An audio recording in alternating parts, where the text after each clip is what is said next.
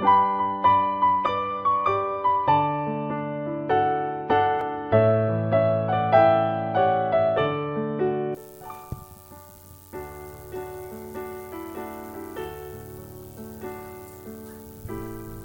good afternoon, everyone. All right. I see my time is 11:19. Is that correct? It's 11 or 12. Okay, so I was using the wrong time. Hush. I was using that 1 hour ahead. All right, that's fine. All right, thank you so much. Let's just do a quick recap on what we covered yesterday. Let's do a quick recap. A quick one. Who still remembers what we covered yesterday? Anything that we still remember? Yes. All right. People are going back to their notes. Notes means that there's a lot that is being consumed, right? All right.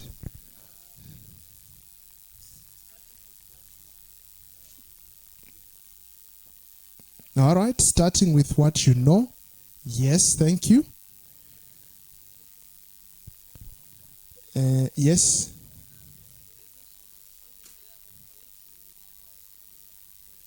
All right. So for us not to mix it, you've given us what are we looking at now if we are on that process?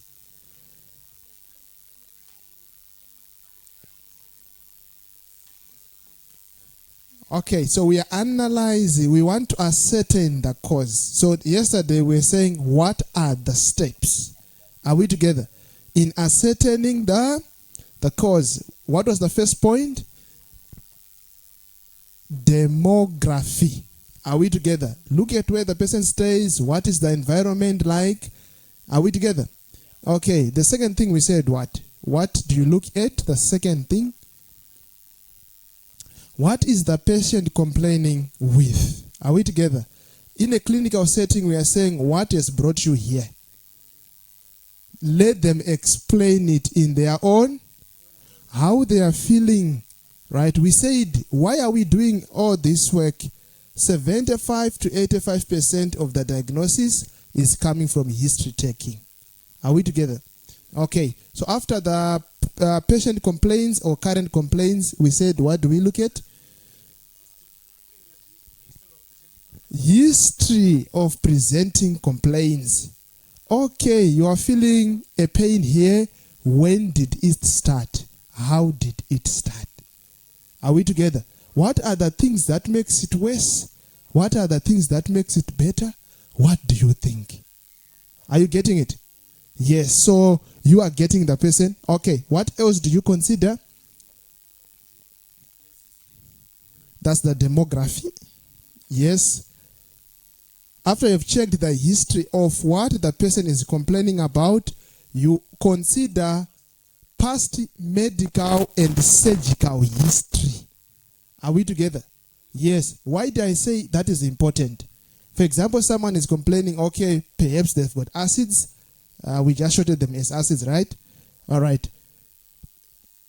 And you just want to give or to prescribe that which deals with acids. But you have not checked the past medical history nor the surgical history. What is the risk? I gave an example yesterday in dealing with JED, right? We said what? What's the risk? And I said one of the best things that you can give in terms of the natural remedies is what? Licorice. But licorice is what? Contraindicated to high blood pressure. Meaning to say you cannot use it to someone who has got high blood pressure. But it's dealing with what? With the acids.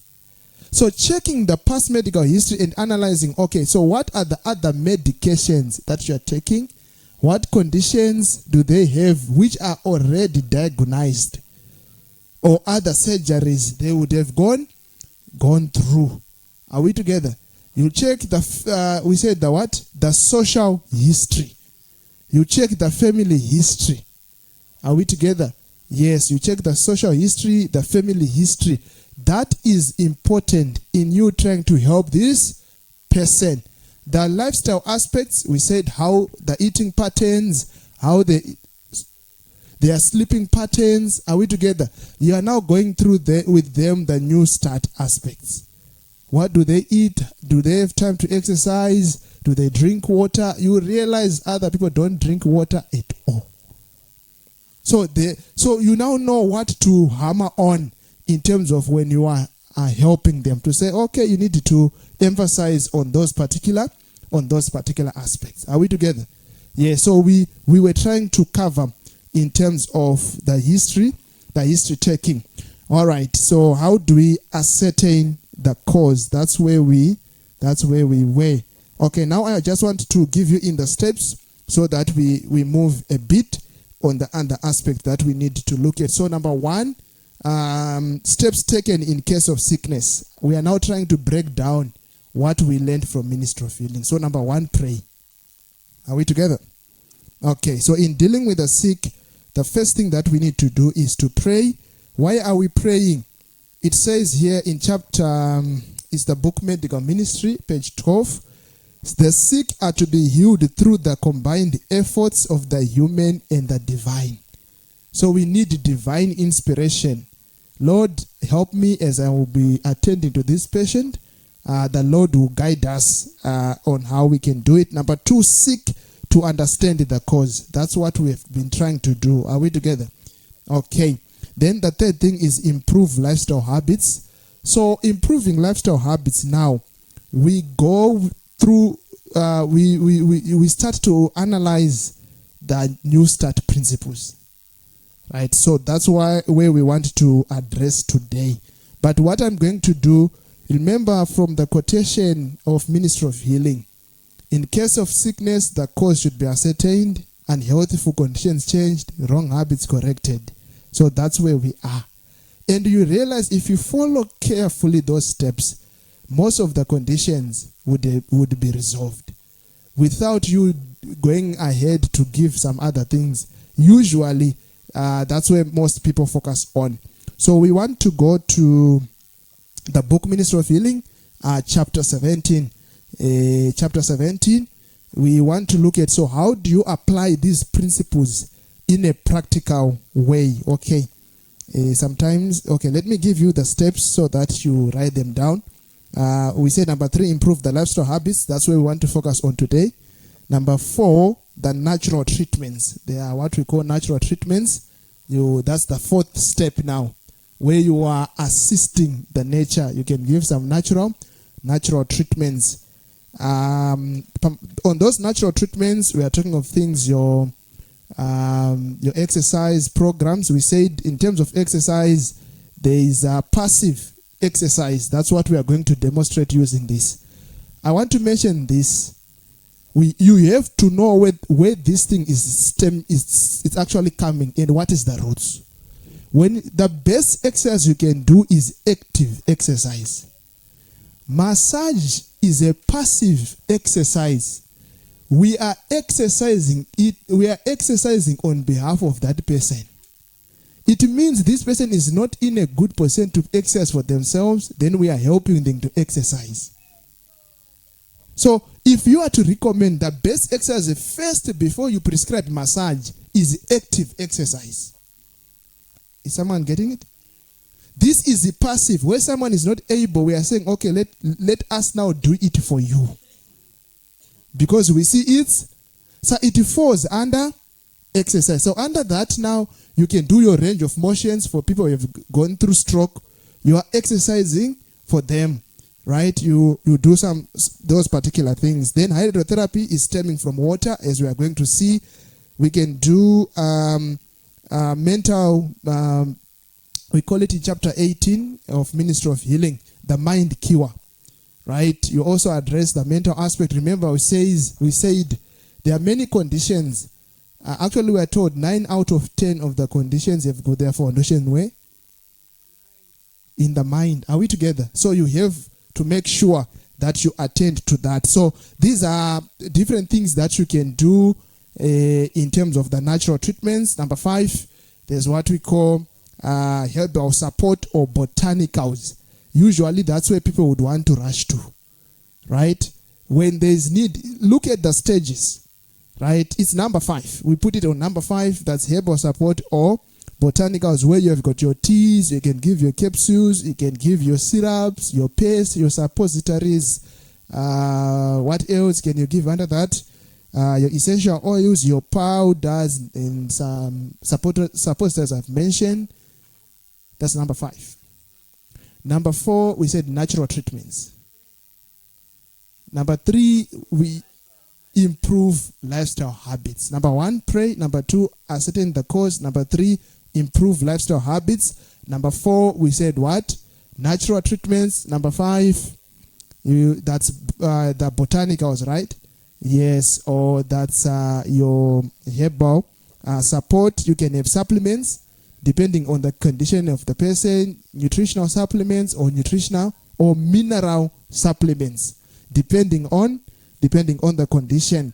Then we have what we call life-saving interventions. What does that mean? Life-saving interventions. Someone asked yesterday about what are the emergencies? Are we together? Yes, there are things that we say. Remember, what we need is to save life, and we do that which is best. So there are times when, for example, you remember that case of that man that the child had malaria, and Ellen White had discouraged the use of quinine. You still remember? But the man faithfully, he did not use quinine, and after some time the child died. And he asked Ellen White that whether what he did was wrong to allow for him not to use the quinine. Then Ellen White said if that was the only thing that she knew, he would have gone ahead and used what?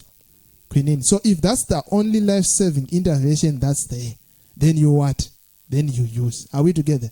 Yes. So we have to understand that there are emergencies that do also happen. Make sure you attend to them as emergencies and surgeries. Typically we are saying hospitals where actually their purpose is for emergencies and surgeries.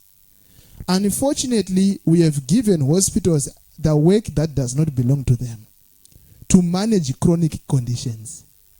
So we are using emergency interventions to manage chronic conditions. You see where we have got a crisis.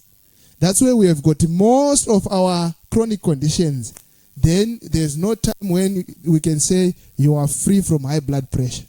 Why? Because we are just using emergency interventions. Are we together?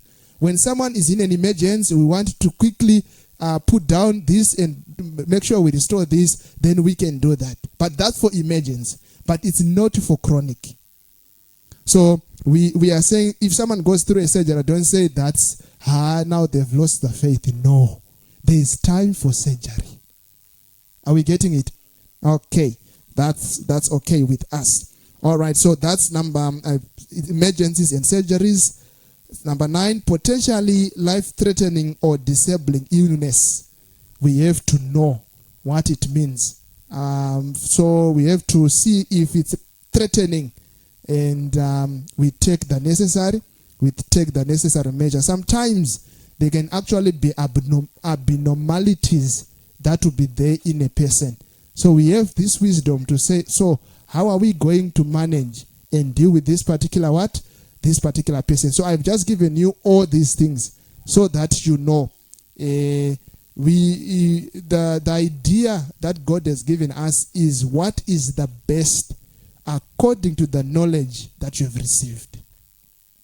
Are we lost there? Are we lost? Okay. So I think we are good to go. Now let's go to how we apply the New Start principles in dealing with the cases. I've just hit the surface of how you can ascertain the cause. It's a whole lot of things. Someone said yesterday the lesson was a bit technical. Do you know what? God's instructions, this book is too scientific. Do you know that? Do you know that? This book is too scientific.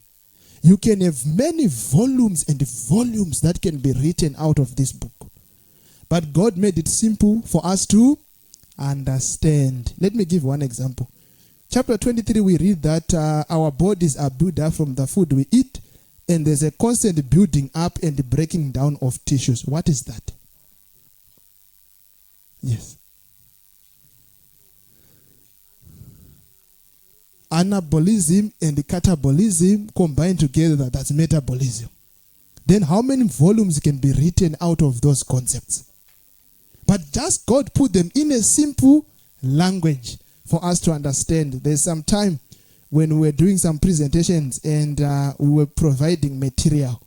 So I provided material. I took it from Ministry of Healing, and the comments were saying, we want things that have got scientific, that are proven scientifically. Then I said, it's okay. Then I went point by point in the book Ministry of Healing and started to put the scientific evidence. The next comment was, it's too technical. So the idea, people thought, no, this is not scientific. But God has simplified it for us, that whoever, even the gogo is in the rural place, if she reads it, she understands it. And she applies and it works. Are we together? Okay. So now let's go into chapter 17, where we would want to look at how we apply the New Start principles. Today I'll just focus on three. That's where we are going to take out our practicals from. Let's look at nutrition. Is the first one, and it's actually the biggest. So I'm not really going to dwell much on it, because if I start on it, I will not finish, because that one is a big one. Are we together? Yes, but I encourage you to go read chapter 23, Ministry of Healing, chapter 24, chapter 25, chapter 26. If you master those chapters, you are good to go, right? You have a very good foundation. Now let's look at it in the book Ministry of Healing, looking at now in cases of sickness, what are we to do? Intemperate eating is often the cause of sickness, and what nature most needs is to be relieved of undue burden that has been placed upon him. In many cases of sickness, in how many cases? In many cases of sickness, the very best remedy, do you know that God has got choice? Yeah, God has got choice. And he's saying the very first best remedy to do is to do what? It continues to say, is for the patient to fast for a meal or two. Is that difficult? Hello?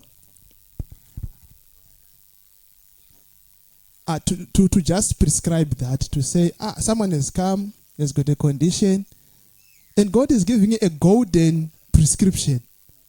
Is for a patient to fast for a meal or two. Do you know that medically, there are very few conditions that you can't go for what we call NO, that's new per oral. Very few of them, right? Very few of them. So in most cases, if someone comes, you're not too sure what they have, you will not be wrong if you encourage that person to fast for a meal or two. And in most cases, many people have recovered just from that only. So, number one, in case of sickness, fasting for a meal or two is very crucial. Are we together? Is there someone lost? So we are now dealing with the sickness. Are we together? Okay.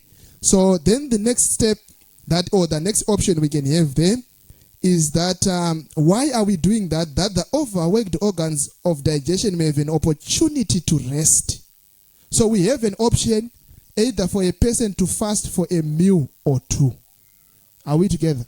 Yes. In people there are people whom said they cannot fast. For example, someone with ulcers. A person with ulcers can fast very well and nicely.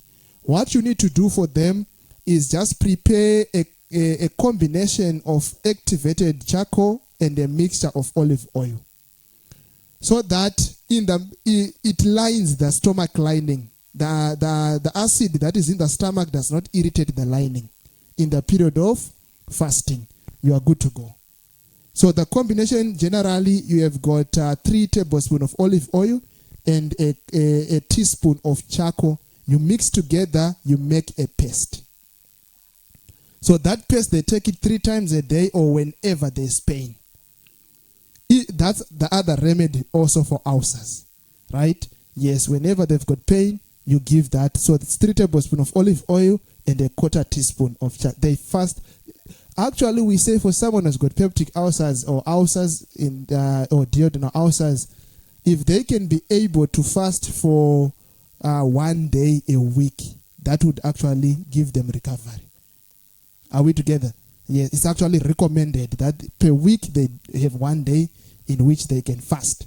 All right, that's the other option we are given. It continues to say, a fruit diet for a few days has often brought great relief for brain workers. So this is diet cure. Are we together?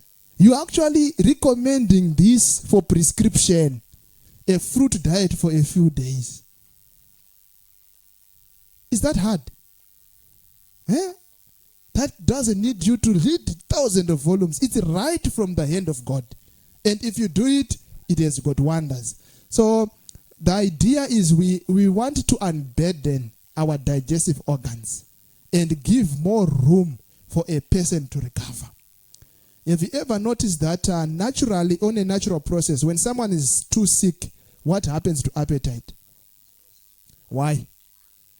Because the body knows that which takes more energy is the stomach, right? The digestive process. So it has to automatically shut it. Unfortunately, men, when the patient is not eating, we are troubled. And we force, please eat, please eat, please. Whereas the body is actually saying we have got little energy. The little energy that we have is to maintain the life process and be able to recover.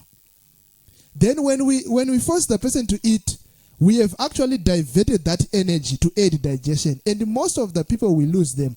Usually you hear people say, today they've eaten, but the next news, the person is gone. Right? Unfortunately, it's because we don't know. But that's the science. The science now, it's about the vital force that's there in the system. So we are recommended for a fruit fast. Are we together? So when you say a fruit fast, it's not a concept that is out of the blue moon. Right? That's where we are taking to say, okay, encourage a person to go for a fruit diet for a few days. A few days, it can be 1 day, it can be 2 days, it can be 3 days. Are we together? All right. I saw a hand here. Yes.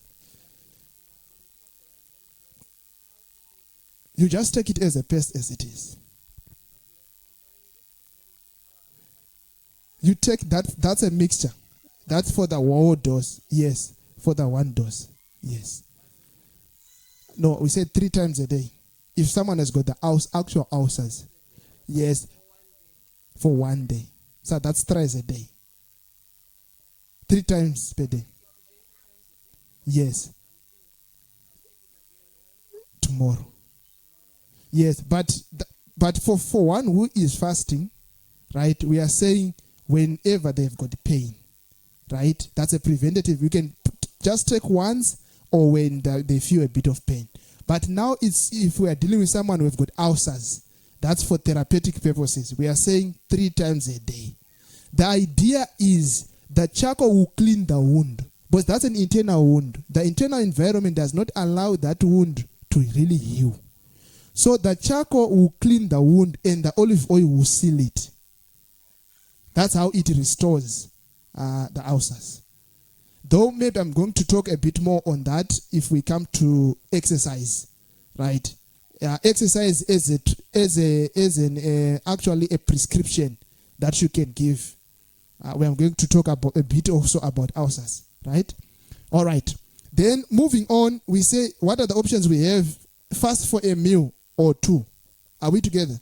The other option, a fruit diet for few days. Are we together? All right. The other option is many times a short period of entire abstinence from food. we've been taught that fasting for a meal or two. So what does a short period at least refer to? It means it's more than a day. Are we together? A short period. We want to understand what a short period means. So we are saying if we have an option of fasting for a meal or two, generally a day has got 2 meals. So it means a short period means what? More than a day. So you may not 1 day, 2 days, 3 days, that's fine. Right? That's actually for therapeutic purposes. So this you are actually making it as a recommendation or as a therapeutic measure for someone who is actually sick. Okay. Now, the other thing also, an abstemious diet for a month or two would convince many sufferers that the path of self-denial is the path to health. So an abstemious diet for a month or two. An abstemious diet, what does that refer to? It can mean quite a number of things. But what you are saying, you have limited yourself from other things.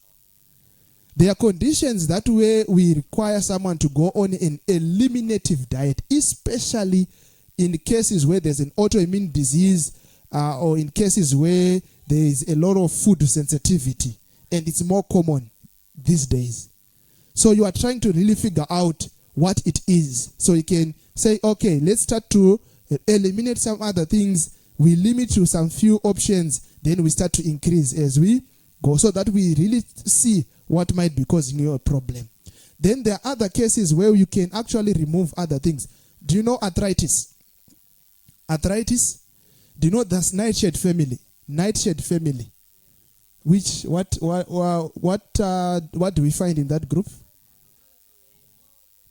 So when dealing with, if it's severe and the pain is very much, you have to take out the nightshade family. That's an abstemious diet, meaning to say no tomato, no potato, no eggplant, no peppers. For this person, we have actually taken them out for about 2 to 3 months. After that, we can reintroduce. Nightshade, it's a type, it's a family of the Solenis family. So they've got a chemical which they release, right, which affects the people who've got arthritis. Yes. So I'm trying to explain on the abstemious that you have removed some of the things that we can say they have no problem, actually. But depending on the case of this patient, we are saying we have to take them out. Are we together? So that's a what? An abstemious diet. Let's just do a quick review. We skip on this one. So that I don't stay on it longer as I usually do. Because that's where I hammer the most. If we hammer on diet, we are good to go. Okay. Let's review the different options we have. Number 1. Fast for a meal or two. Number 2, a fruit diet. You can say a fruit and vegetable. You can say fruit in the morning, vegetable in the afternoon, then go back to a fruit in the evening. Right? That's the food you are eating. Nothing else. It's just fruits and vegetable. That is actually good for yourself. Even the skin can tell. The skin can become like a baby skin. For those that have tried it, you'll see it works wonders. But the body has got more time to recover. What else? Total abstinence for a short period of. Then the 4th one, an abstemious diet for a month or 2 or even more, right? Depending on how the person is doing. For example, I mentioned about fungi infections. You also have to take away your sweet fruits. Even if you enjoy your dates, your raisins. But for someone who's got a fungal issue, you have to take those out. You get it? So it's you have limited some other things. That's on the diet. So we that should be in our heads to say, okay, so for this person, what am I going to recommend? Depending on how they are. Then also, what you need to check The BMIs for people, they are different. How radical you are going to recommend on the food part, either to say for a short period of time or what, it also depends on how they are, right? Because their ability to metabolize is different. People usually say everyone should go in a detox. Not everyone should go in a detox the same. The metabolic, someone who is thin, someone who is medium, someone who is what, it's actually different. Are we together? So you have to factor on those dynamics to say, okay, if this person is weak, how am I going to do it? Okay. Then the next letter on our new start is what? Is E. Is that so? Okay. I'll skip the rest that's written here and jump to the E. On the E, we have got a lot of things that we have to consider. But I'm just trying to, if you read it here, for dyspeptics, what is a dyspeptic? Dyspeptic, someone with gas.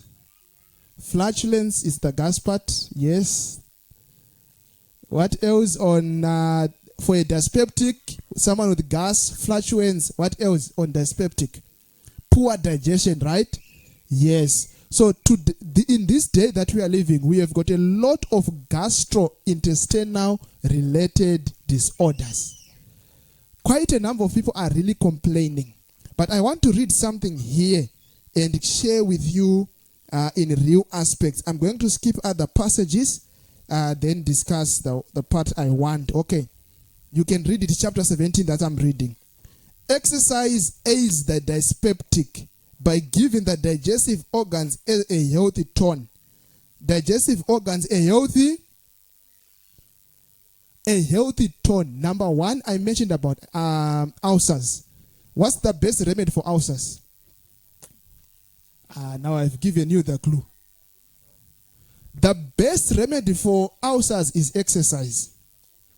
What happens is because exercise, it tones up the muscle wall. Yes. But we want to recommend healthy or whole grains to people who have got ulcers. Unfortunately, they cause more harm as long as the muscular action of the stomach is not right. So that's why you see people say, no, you have to eat refined rice, you have to eat what, because it's soft for the ulcers, of which it actually causes more harm. But to give an ulcer patient whole grain food is also doing harm. So how do we solve that? You get them to work. When they work, the tone which they get in their hands is the same tone they have in their stomach. So what is the first remedy, or the first thing that you have to prescribe to them is actually exercise.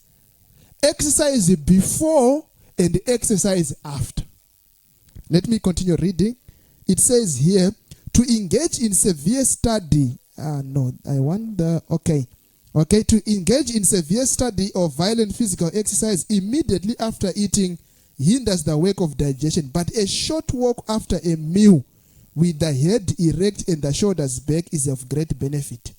So for someone who has got a gastrointestinal challenge, a digestive exercise is a must, is not an option.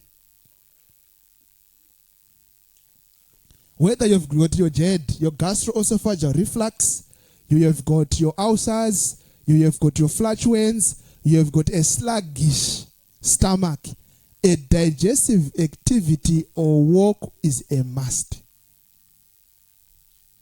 We once had one lady, she was having a severe, or the pain was excruciating.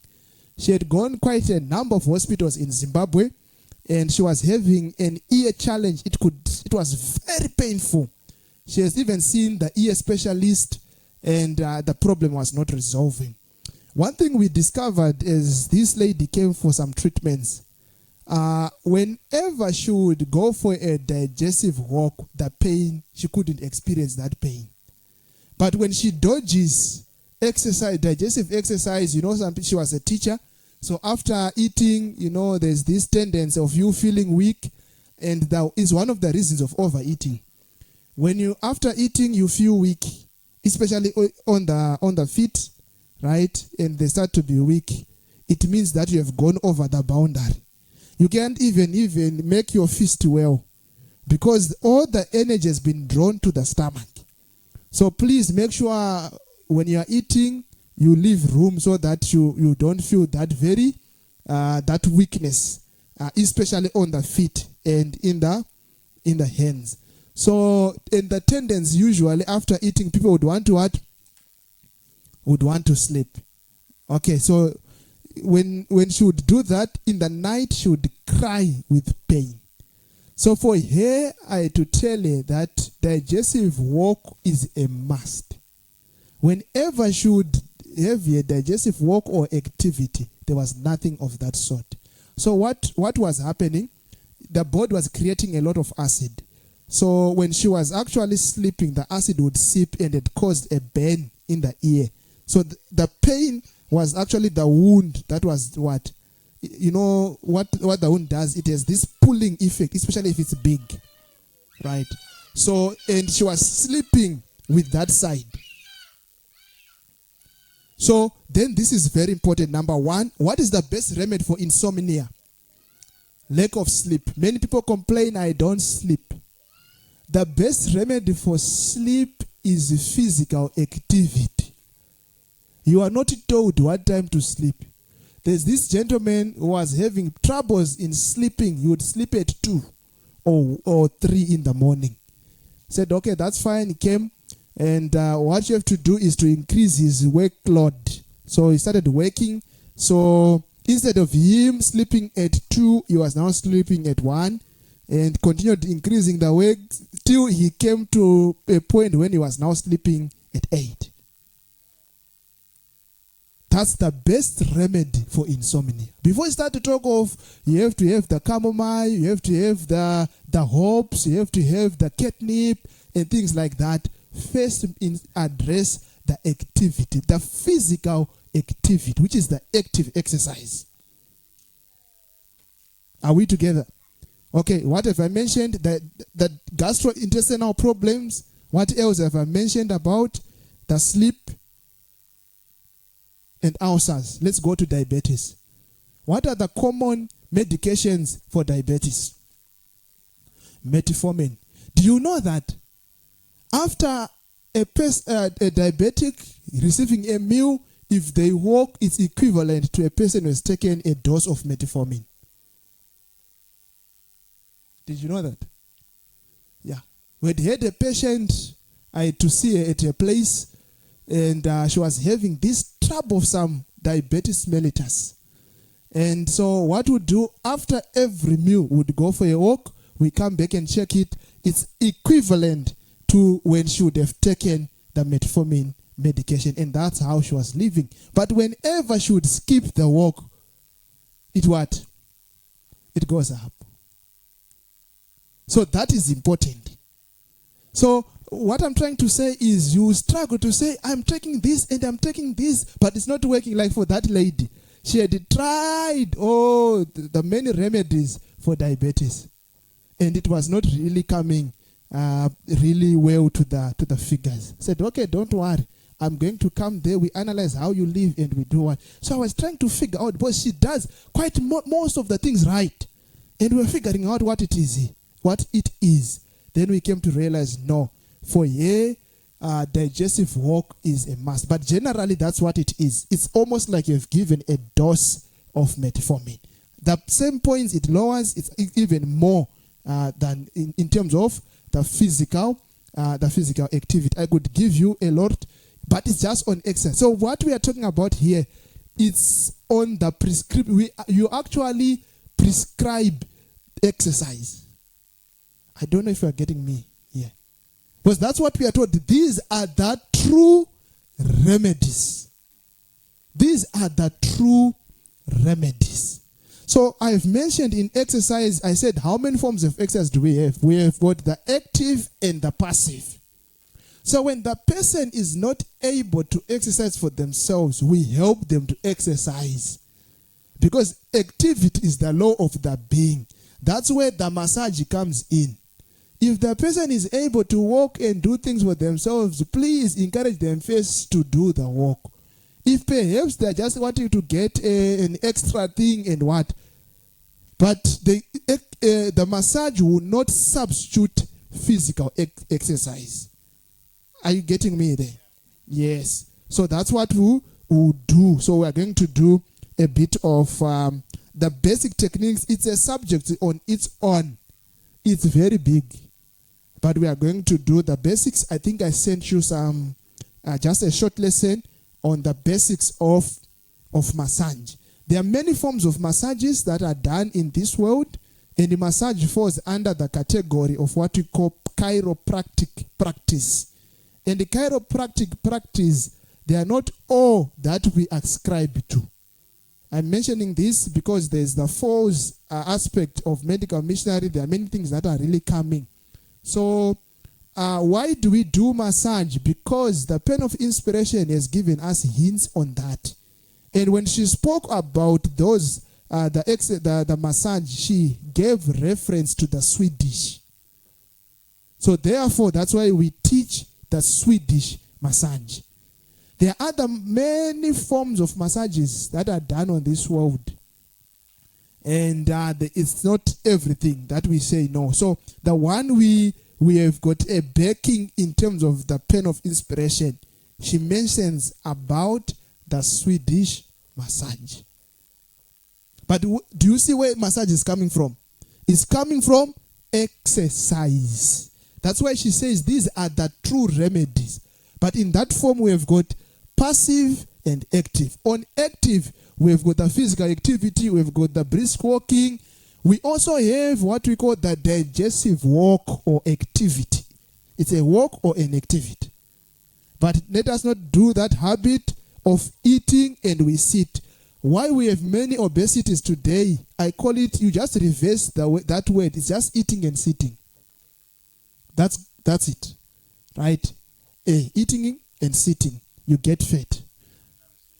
Yeah. Sleep is even worse because you see, can I have a bottle? We have got a bottle here. We're talking about why this is very important after a meal. So, if this bottle is upright like this, what's the risk of the contents to backflow? Or the chances of the... What if I do it like this way? Let's see. So why an activity or walk after a meal, we are saying the contents find it difficult to reflux back when we are upright.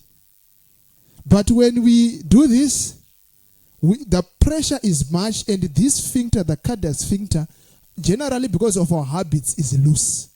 It should not be like so, but because of the many habits that people are practicing, it's very much loose. And there is a backflow or a reflux of what? Of the contents that are not supposed to be there. And remember, the only place that is acidic in our body is the stomach. And that has been created with a lining that is strong to make sure that it deals with that acid. Whenever the acid is out of the stomach, it burns. That's the nature of acid.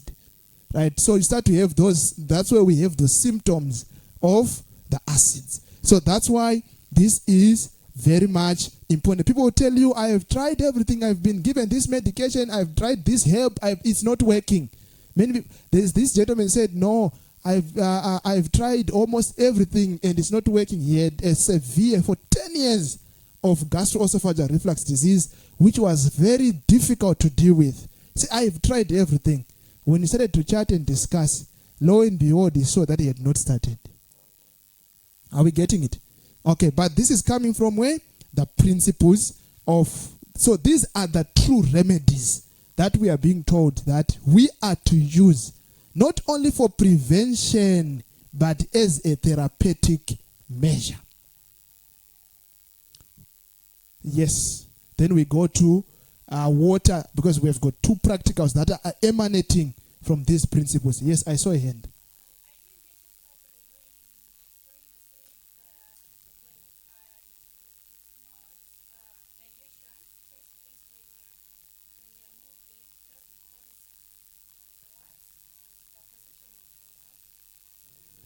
No, we didn't say it's called a digestive work. It helps in digestion. Remember, the work of digestion it's through it's the muscular, it's actually done through the muscular activity.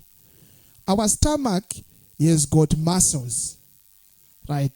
So when you hear Brother Owen saying there are no teeth in the stomach, so what helps that digestion is the muscular activity, right? Is the one that is able, that it regulates.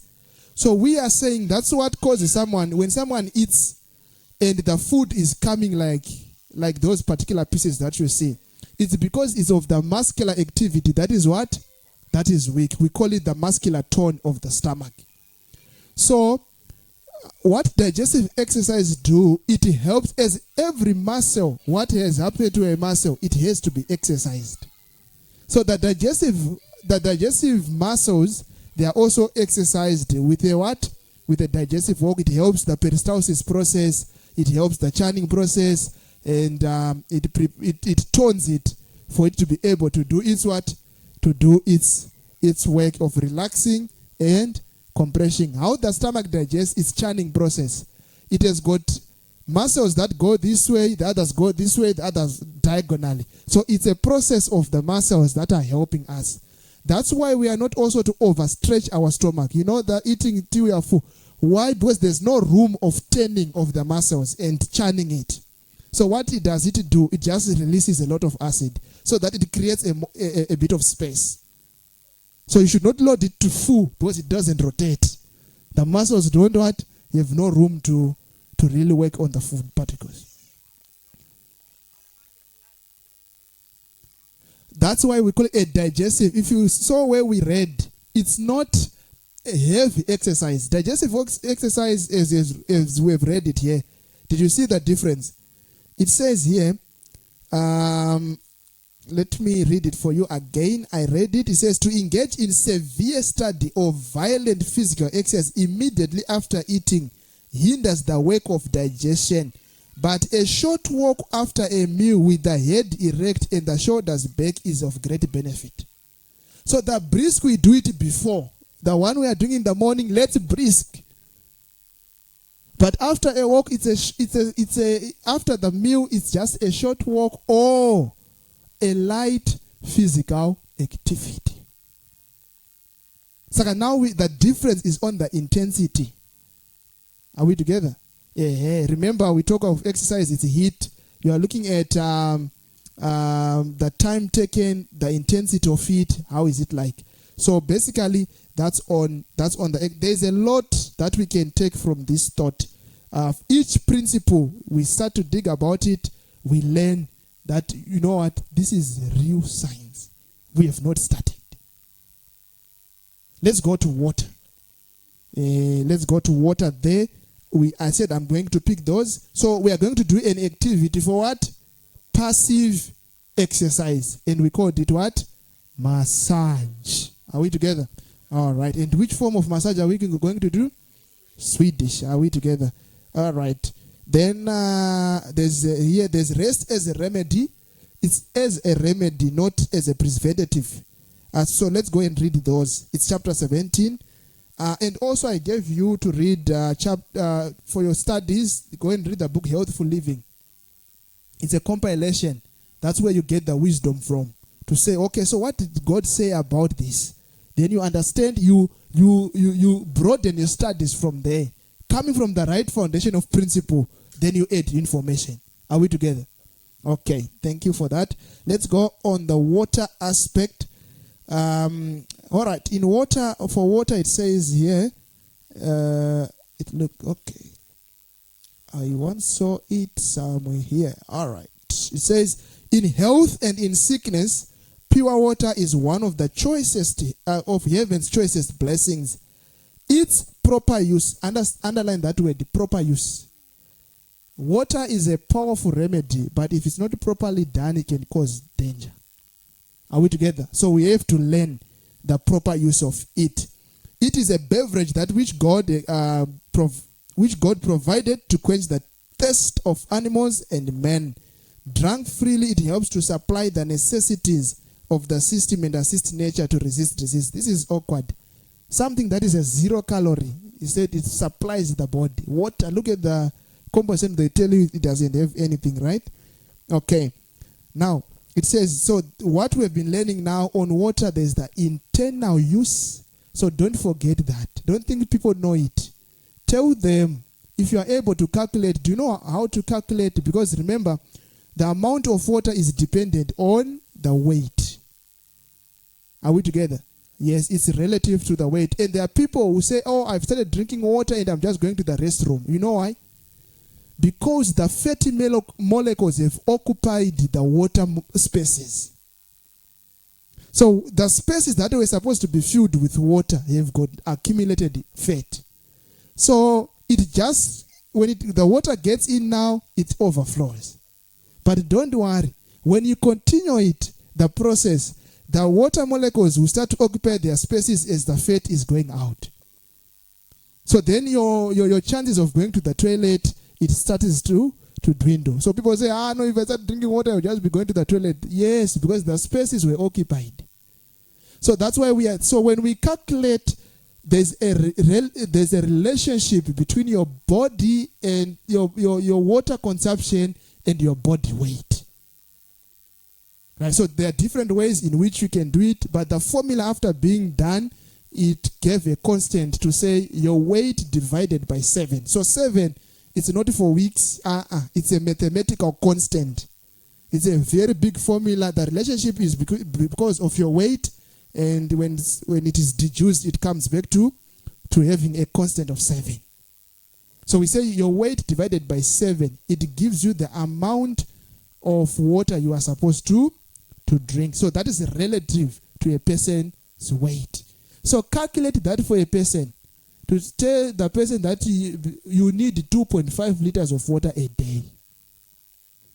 Because if that does not come as a prescription, they won't drink that water.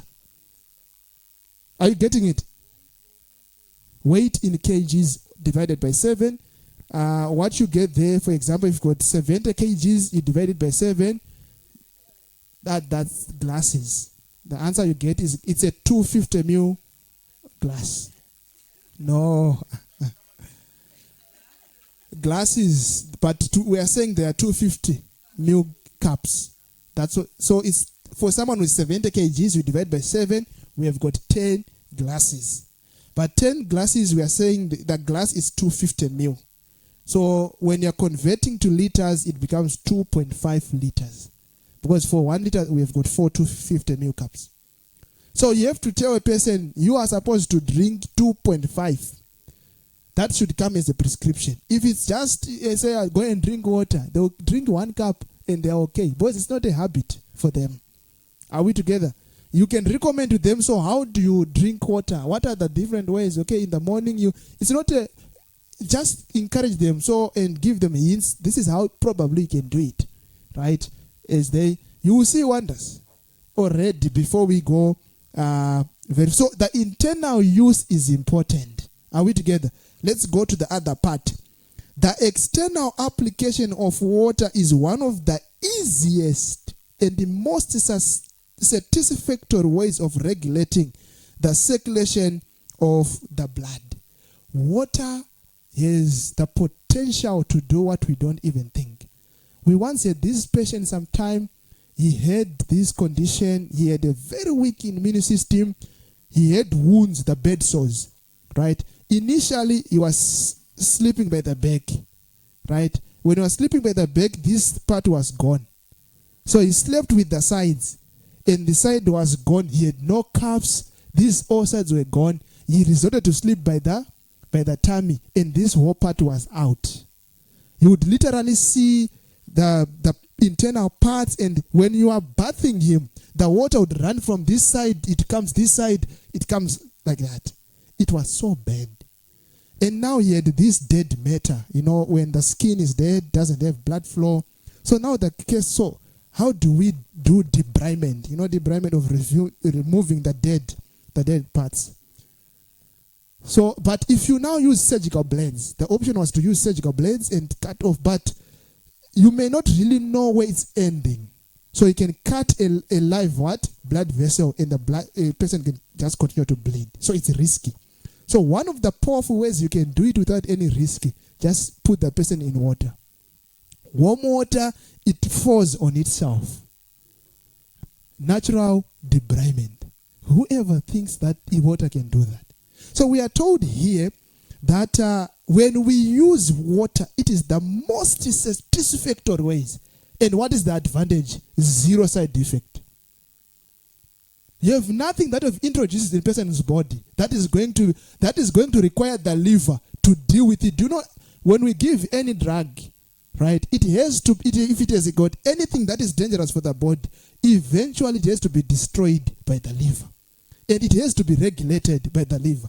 That's why you see when someone has got an advanced liver cancer, we can't prescribe the common medications. Why?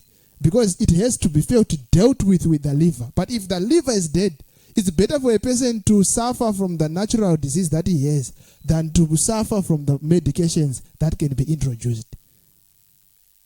But water doesn't need that. You just put it externally, it does its work, it doesn't put any extra burden on the person. But that's why we say it does not need lazy people here. Are we together? So people don't want to take that trouble to say, I'm going to do the water and I'm going to do this. And we have got a number of water treatments that we can do, more than 20. Yeah, powerful ways in which we can be able to check for disease and be able to treat for disease. You can be able to do that. For example, if you want to see if the urinary system of a person is still working and the kidneys are still working, just pump in a lot of water, give a person a lot of water, the natural way it should come out. But if you see the water not coming out, the kidneys are not working. We are told here it's used to check for disease and even to treat. Are we getting it? I shared with you that day that if you want to do a natural dialysis, right, soak a person in water, do a neutral bath, right, a neutral bath. You soak the person for almost about 2 hours. What you can do, you can put charcoal in there. What's happening? That water is actually getting into the person. Do you know that? Yeah, it's helping to cleanse the kidneys.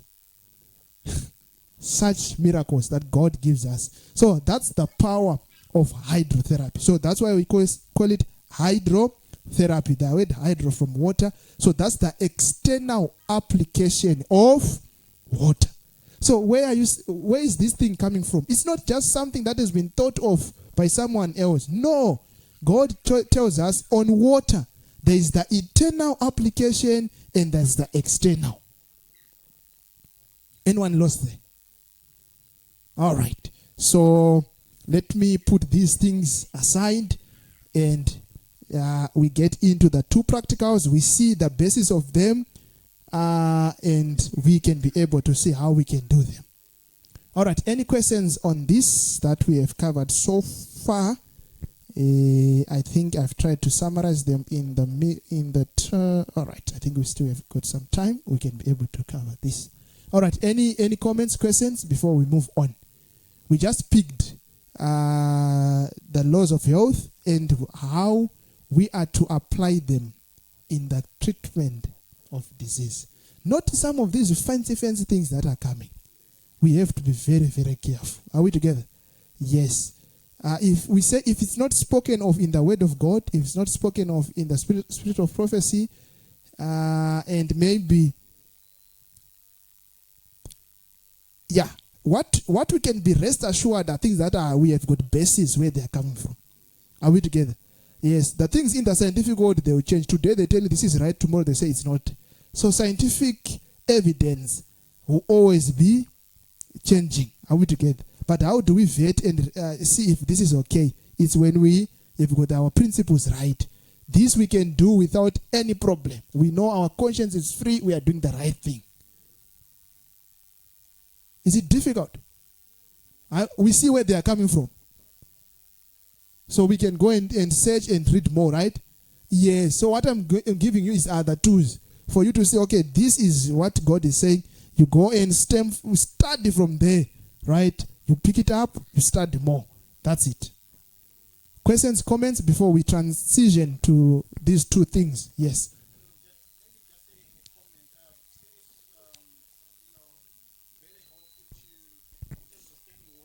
Yes.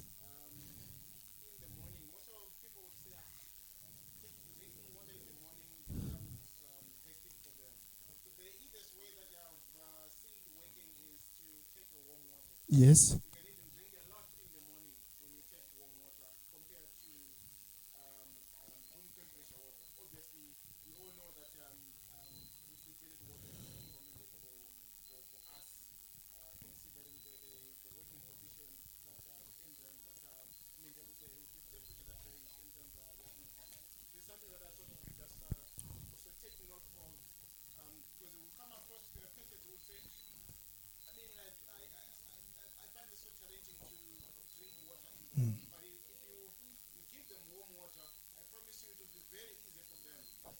Okay, thank you. Thank you so much for this point. Where we just need to balance is not very much at once. It has to be distributed. Because if it's at once, it goes out. So what we really want is for it to go into the system. So water actually itself is a cleanser. That's why I say when you take warm water in the morning, right, it actually helps with the bowel movements. Right? Yes, so that is actually help. So you have to spread your water. Are we together? Yes, the water has to be spread. All right. Thank you. Any other comment or question before we move? Yes.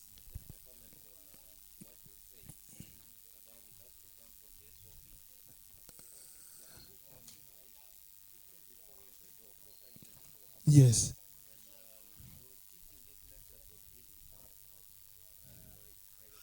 Chiropractic, reflexology. Yes. Yes.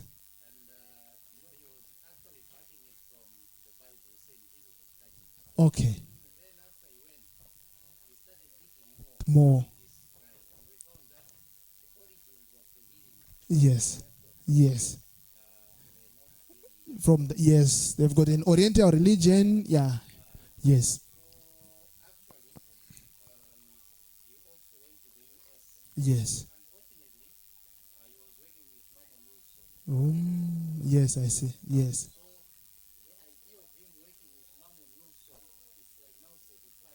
Oh, I see. Is the right thing. Yes.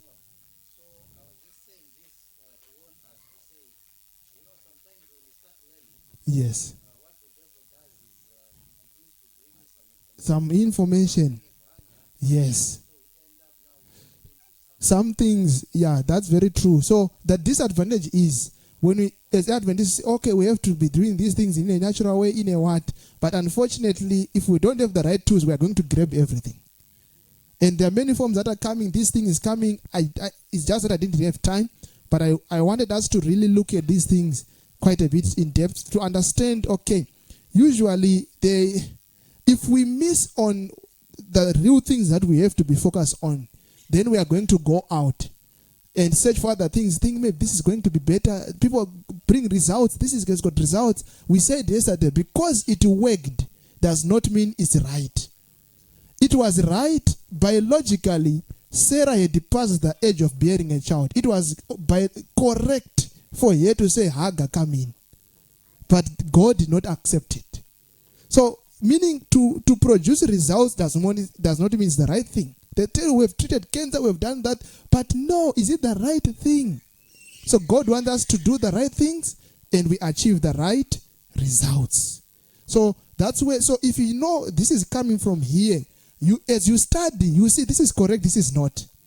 Right? This is right, this is not. So you should be able to discern. But what are you using? You are using the principles from the Bible and the spirit of prophecy. So I encourage you, all of us, to really study. This is so simple. And unfortunately, people are complicating it. But as we take it, it's so simple. Are we together? Yes. Maybe let me move on a bit, then I'll open time so that we cover these two practicals. Okay, it's burning. Okay.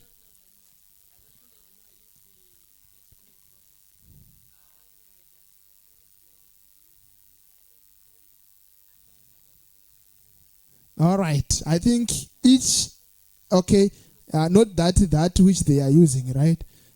But there is a quote and a verse rather, that talks about the anointing. But you have to read the context.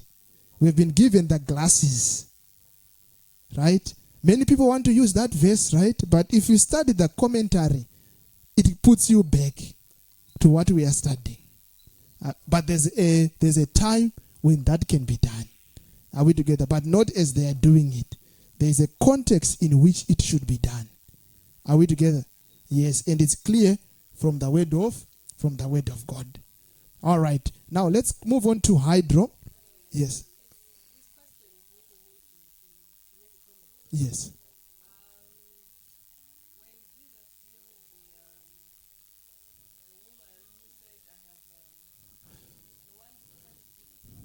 Yes.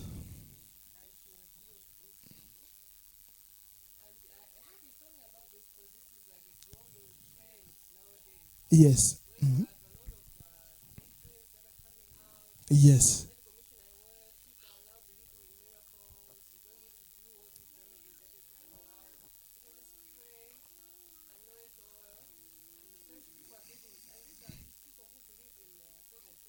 Okay.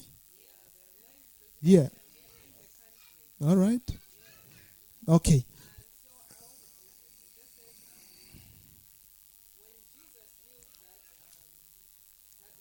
Yes.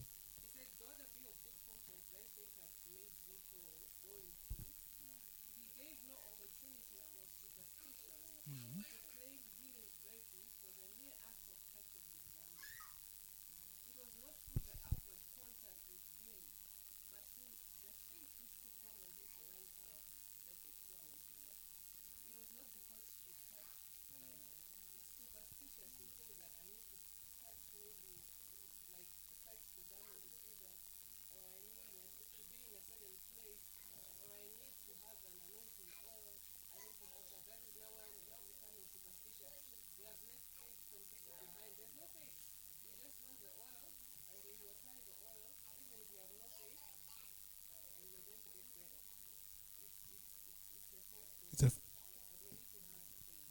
okay. Thank you. There's the Touch of Faith, chapter 5. Christ, our example. Right. On the true medical missionary. Go and study it. What does it talk about in terms of the touch of faith? It has got that example again. Right. So I think in that context, they are taking it in the wrong context. But we are saying, if you see an anointing service, that can be done in the right context. Right. But it has got the context. We find it in the what? In the word of God. Are we together? Not. Yes.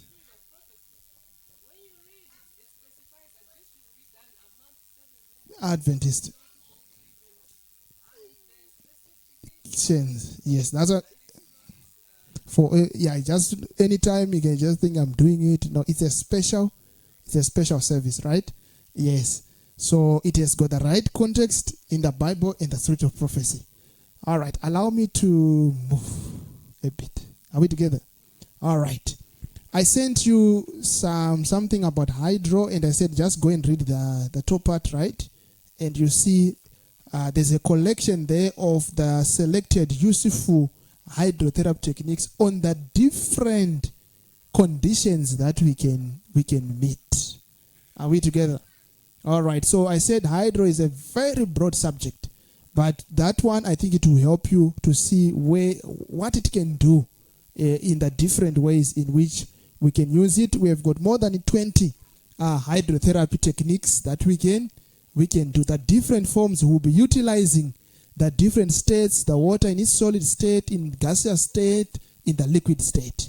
So that's the idea about that. And what's the science about it? Number one, it has to do with the circulation. I think I read to you that most of the conditions, I did not read that one for you, but it comes from Healthful Living again.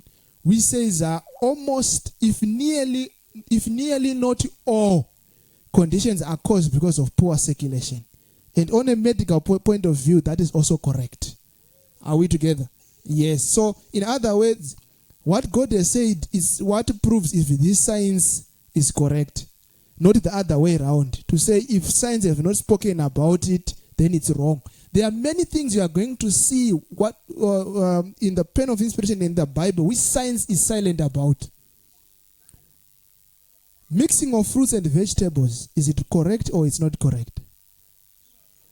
Go and search in the internet and everywhere and search for reasons. You won't see that reason. They won't give you that reason. So there are things that God will say, and science has not yet come there. Remember, this is a century ahead. When talked about meat eating linked to cancer, they laughed. Said, oh, what is she saying? But now it's all over there. They are now advocating, okay, this is linked to meat eating, and studies are now all over. So what God has said is what validates what science is saying, not the other way, not the other way around. Are we together? All right. So there you see, let me try to open the same document you are opening so that we move together. I just want to highlight one or two things, then we move into the practical aspect, then we go to massage. Did we all manage to see it? Selected useful hydrotherapy procedures. Okay. So mechanism of hydro, what does it do? Hydrotherapy acts through the nervous system. Like medications, it acts on the brain centers and their extensions. And then through the reflex areas. I want to explain here. When we say reflex areas, it's different from reflexology. Reflex areas, we are just saying when a certain part is stimulated, it has got an effect on a certain part. Are we together? Yes. Not that it's reflexology. Reflexology takes a different dimension and it's different. So we have got what we call the reflex areas of the body. So that's what it does. So it has got the extensions, then through the reflex areas, what function is stimulated or reduced by means of temperatures.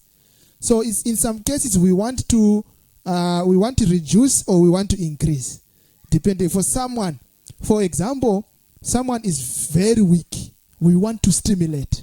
We want to make more activity. Are we together? Sometimes there's great activity we want to lower. What helps us to do that is the different temperatures. So we are dealing with the temperatures here. That's the whole game in hydrotherapy and in the different stages of water that we have. So we are saying it's either it's by the means of temperatures. Then we can. There's sometimes where we do friction. I think you will see where it's written CMF. Did you see that? What does that mean? That's called mitten friction. Are we together? So for you to achieve what you want, you can have a friction in between. Are we together? So friction accompanying the application of hydrotherapy also adds to and prolongs its effectiveness. So that's on that. Advantages, I think they are evident. Cautions in the use of heat. So you read the advantages there. There are quite a number of advantages. Cautions in the use of heat. What are the cautions? There's a time when this person just learned about hydrotherapy. The person got into the shower. The water was very hot, right? So very hot, very hot. When the person poured on the downpour, the screen went and some of the parts actually fell off. Yeah. So that you now have to know the cautions along. So if we do it right, remember it said in the Ministry of Healing, what did it say about water? When it talks about the external application, it mentioned about the proper use. Are we together? Okay. So to chest in pulmonary tuberculosis, to the extremities in diabetics, to the chest in a patient with a heart attack, to an unconscious or paralyzed patient. We are not saying you can't do, but it needs you to be cautious. So if you don't know how to do it, then you leave those that know how to do it till you also get the experience. Like it is in the medical fraternity, we have things to cope. It's not everyone that says I can do. That's why they've got systems where you refer. Are we together? Yes, it's good to say, okay, as you are starting, as you are doing it, you can say, no, this case, maybe it's a bit bigger for me. You can refer along your lines of medical missionaries. No, there's brother so and so, I think, or there's sister so and so, or there's what, then they can, or you can call them and ask. That is a good thing to say, okay, I've got a patient here, it looks like things like, what can I do? Men of experience can guide. Are we together? Yes. So that is also there. It's not like the other challenge that physicians complain. Remember I told you, I really interact with a lot of them. One of the things they complain is medical missionaries, they take everything, right, into their own hands, right? So sometimes we have to know, okay, let's have that referring channel within ourselves, or even to the other people. We can check and say, okay, so for this condition, what do I do? Then you can what? And sometimes cancel together to say, for this case, what do we do? This one puts this one. You have a concrete what? You have a concrete thing. So that's on that. All right, then the quotation says here, it's a paraphrase, a tender treatment given with sympathy and tact will do more than the most skilled treatment given in a cold, indifferent way. So you see what is bringing the difference now?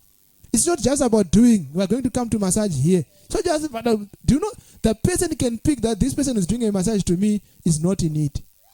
Yeah, even if you can pick it to say, the person is just massaging me, but the heart is not here. It tells in how you are doing it. So what will bring the results is not only that you have done what is supposed to be done, but also the way you are doing it. Is your spirit there? So most of the times, that's why we say, what is the difference between a world masseuse and you as a medical missionary learning massage? It's the spirit in which you are going to do it. Are we together? Giving a hydrotherapy session, just don't give me that leg, put it. No, there's a way. But in hospitals, you just come out. There are many things. People complain these nurses are rough and what and view. So that has changed the environment altogether. But it's a different approach. It's a different system when it comes to medical missionaries.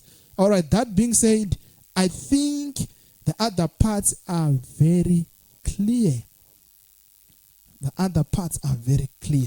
Let me just highlight on the effects of physiological effects of hot and cold. I'm just going to give you 5 or 6 points. Then you'll be okay, good to go on that. So you have to know when it's hot, what does it do? When it's cold, what does it do? Are we together?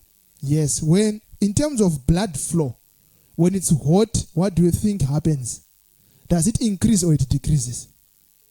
So when it's blood flow, when you give hot, it is going to increase the blood flow. When it is cold, it is going to decrease. But it's not always when it increases and the other decreases. No, don't guess it that way. So say, I'm just going to cream the other side, then the other side I'll leave. No, this one you should just know it. Are we together? Yes, it's not difficult. So why does it increase? Because it vasodilates the vessels and there's more what?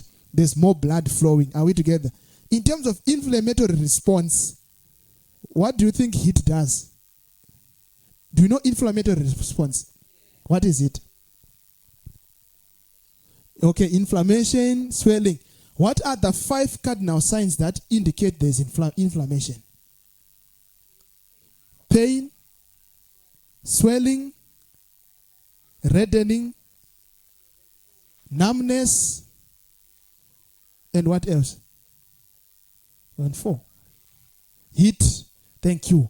Yes. So if you see anything of that nature, then it's inflammation. And the bulk of the conditions we have, the main thing that we are trying to fight is inflammation. Do you know that? Yes. So in terms of inflammation, what do you think heat does? Does it reduce it or it increases it? So heat increases inflammation, inflammatory response. That's why when a person has got a sprain, what do you do first? You put cold. Why? Because you don't want to encourage inflammation. So that is also very important to know. Okay, so if you put heat now, you are going to encourage the swelling. You are going to encourage the inflammation. So if you are dealing with inflammation, know that heat, it increases it. Then the cold will decrease the inflammatory response. What about in edema? Do we know edema? Edema production is the accumulation of water. When you want to check that is edema, when you prick with your hand or you poke with your hand, it does what? It makes a hole. Are we together? When you push, it makes a hole. It doesn't spring back. Then it tells you this is edema. Are we together? Okay, there are many causes to edema. One of it is the kidneys that are not really working well. Sometimes there's congestive heart failure that is happening in the system. So for heat, it increases the edema production. For cold, it decreases the edema what? Production. Are we getting it? What about hemorrhage? What is hemorrhage? Hemorrhage? Hemorrhage, not hemorrhoids. There's a hemorrhage, that's internal bleeding. Right? Yes. So internal bleeding, what? It increases. Why? Because it dilates the blood vessels. So if someone is having internal bleeding, then you're exposed to heat, then it means you are going to encourage that hemorrhage to what? To continue. Are we together? Okay. All right. Then what is the other thing that is contraindicated for hemorrhage? For hemorrhage, it's aloe vera. Right? When there's hemorrhage, you are contraindicated to use aloe vera. Are we together? It encourages the blood flow. So contraindication is not a side effect. You get it? It's different. Contraindicated, we are saying, because that's the way in which it works. You get it? Yes. So don't confuse it with then for the cold, it decreases the hemorrhage. Sometimes someone has got bleeding ulcers. Yesterday we learned what helps you to see if a person has got a bleeding ulcer. Yesterday, the stool, what color of it? That dark, right? Yes, when it's dark, that is blood, right? So it tells you this is a bleeding ulcer. Are we together? Yes. So sometimes people are anemic because they've got probably the person doesn't know that there's got a bleeding ulcer and there's continuous blood loss, and they are anemic. I've remembered. We talked of anemia yesterday. Right? We said, what is the main thing for anemia? Indoor life. Staying more indoors. But what does the Bible say again? A merry heart doeth good like medicine, but a broken spirit dries up the... Where is blood manufactured? In the bone marrow. That's where we've got the red blood cell production, the white blood cell production, and the blood platelets. So what is the other important aspect to consider in anemia? Mental health. If a person is stressed, it dries up the bones. So there's no red blood cell production there. Immunity is gone what? So when you are dealing with anemics, also don't forget about the mental. If the spirit is broken, it is drying up the bones. Are we together? Okay. Now, we were on the way. Okay. We did the hemorrhage part. Muscle pain and spasm. Muscle pain and spasm. Muscle pain and spasm. The what it does what? It decreases. And what happens with the cold? It decreases. So for muscle spasm and pain, both hot and cold, you have got a decreasing effect. Are we together? Okay. Then in arthritis, hot, it decreases stiffness. Cold, it increases stiffness.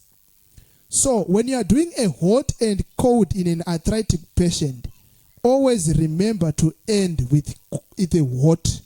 Usually, when we are doing a hot and cold, we end with a downpour, a cold downpour. But when you are dealing with an arthritis patient, you have to end with a what? Always end with the hot. Why? Because the cold will do what? Will cause stiffness. But when it's a hot and cold, during the process of doing hot and cold, it does not affect. Why? Because it cancels each other. But when you are ending now, you have to end with the hot. You get it? Okay. Any questions on the physiological effects of hot and cold?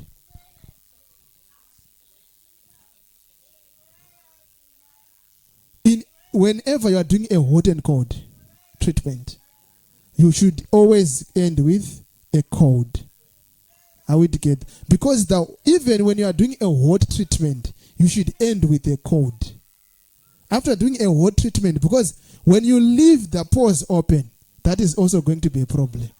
You should make sure when you have normalized circulation, you've achieved your results, close the pores. So the cold will help to close the. That's why you see after a hot treatment, you can put a person in a wet sheet bag. Right?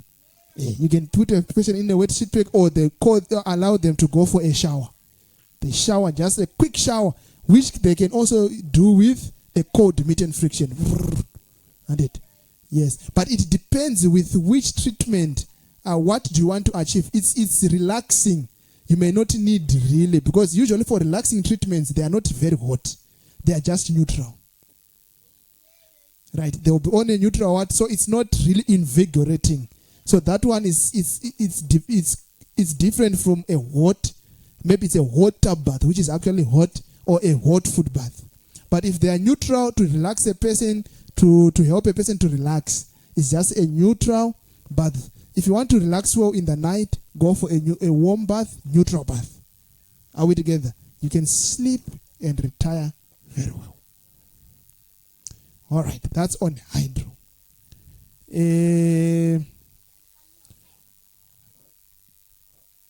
Is it a new thing on the practical of hydro? Who are hearing this for the first time? If I can see, okay, this young man is saying it for the first time. Who else? Okay, first time.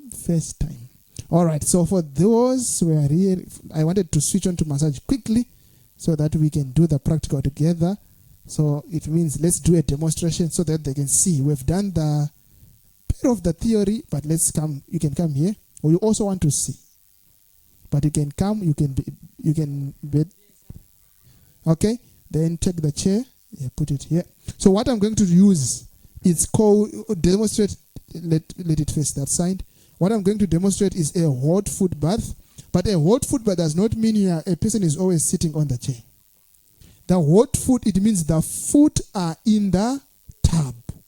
So you can do a hot foot bath while a person is lying on a bed. Are you getting it? Yes. So they just lie here, they fold their knees, then their feet is in the basin. So you'll be doing a hot foot bath. So it's not about that they are sitting. So sometimes say, no, if you can't sit, then we can't do a hot foot bath. And okay, some patients will not be, might be having challenges in sitting. You can do them whilst they're lying on the bed. That's possible. So you can come here. All right. So the principle here, for example, this one is a hot foot bath. Are we together? Yes. So what we want to do is to normalize circulation. The person might be having a headache, a high blood pressure. They are just feeling funny in their body. They don't know what's happening, right? You would want to give, even if they've got a cold, or you want even to do a massage. It's easier when the person has been warmed. You can actually start with this, then you go to the massage. You have a nice view of the person, right, as you are going to see. So we call these, what I'm mentioning, they are called indications. What does it help? We call them indications. Are we together? Okay. So the principle here, you take water that is hot and that is cold, right? Nowadays there are those, the electric one that maintains the water at that particular temperature. Do you know them? Have you ever seen them? Right? So it might be easier to set your temperature at a certain level. Then there is constant monitoring of the temperature. But you don't have that, don't worry. Right? That's where we have got our buckets. We do the work nicely. So you put your hot water, right? How hot it is, you test with your thermometer. There are what we call bath thermometers, where you actually put in in water. Or if you don't have those, God has blessed you with thermometers. The softer parts of your body, they work as thermometers. One of it is here, right? Your elbow, you dip your elbow. If your elbow is to fit well without you taking it up, then it means it's okay. Are we together? Then the feet are able to what? To come in here. So you allow the bucket here, then you put the person's feet. Okay, you'll be the one putting them. It's just that I'm holding the mic, right? You don't allow him to put for himself. The principle here, if there's to be a burning there, it's you who burns first. So it's my hands that get in there first, because I'm the one who is certified the water is right. So I can't punish him, right? So jumps out of the water, right? So I gently put his feet into into this basin. So what else do I need? I need a sheet, right? The sheet, why a sheet? A sheet is easy to clean, right? So because this guy is going to perspire a lot, he's going to sweat, right? He's going to really, really sweat. So I'm going to cover him. He can come here. Okay, yes. So we are going to cover him. So he's going to cover him. Then completely. What is most important on this treatment? Never forget the cold compress on the head. Yes, because if we want always to keep the head cool, the head should not overheat. If the head overheats, this person is going to get some severe headaches and things like that. So the thing that you should always remember is the what? Is the cold. We call it a cold compress, right? That you put on the head. The other one you can put at the back of the neck, right? One is okay, but if you have another one, you can put it at the back of the neck. That's fine, right? Or you're having those cold packs that you can put here, you can put at the back of the neck. Why? Because you constantly want to maintain circulation to the brain. Some other people can, like for example, if a person not in this treatment, even if generally they pass out, right? One way of quickly reviving them is to take ice, right? Place it on the back of the neck. You place it around the neck. You also place it here, right? It pushes blood to the brain, right? And it revives them. There's one old man was sitting on the chair, was just passing out, and this young lady saw him passing out. Came and said, Grandpa is gone, right? It's gone. So quickly, fridge took the eyes. When they put the eyes here, back of the neck here, you push it here, so that there's cold, and it quickly gives a revamp. And also, you can put eyes on the chest, right? So it depends with